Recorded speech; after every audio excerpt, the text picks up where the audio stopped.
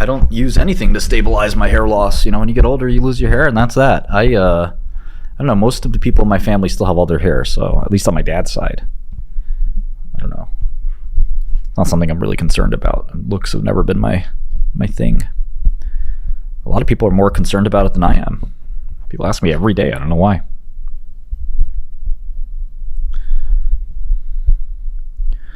Genes.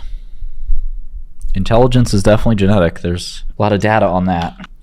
All right, let's look at this Australian stock, CSL. All right, $308 Australian dollars. They make like various IVIG type stuff. 14 times sales? Jesus. That seems way too much. Maybe that's USD? Should probably figure that out, shouldn't I? All right, so they bought Vifor, so that was a big deal. All right, so that is USD. That means dollars and thousands. I don't know if you guys can see that. So if there was Australian dollars, that's different. They're not worth very much. But the stock's quoted in Australian dollars, right?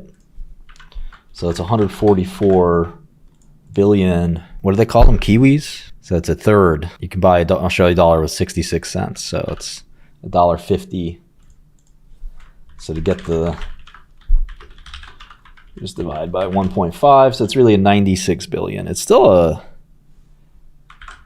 a very high valuation, right? So for 2 billion-ish cash flow, would you pay $96 billion? That's 50 times earnings for basically a low grower, slow grower. I'm about to buy NVIDIA. Stock's been sort of a dog for 5 years. It's been about 300 for 5 years. At this rate, it'll be 500 for another 5 years. They make flu shots, and they make IVIG. There's their product list. 𝗕𝗙𝗢𝗓 for HAE, C1 esterase. Let me just type that in here. Subcutaneous. Hizentra is IVIG. That's subcutaneous. Privigen. That's 10% IVIG. So that's IV. Should probably write like just IG, since it's immunoglobulin. IV literally stands for intravenous. Do you guys know anyone who's taken IVIG? Do you guys know what it is? It's like a mix of donated antibodies, basically. Intravenous immunoglobulin. So if you have like an immunodeficiency, and pump you full of somebody else's donated antibodies. You gotta love a biotech company that doesn't have a phase 1, phase 2, phase 3. They just have clinical. It's either approved or it's not approved. That's all you need to know.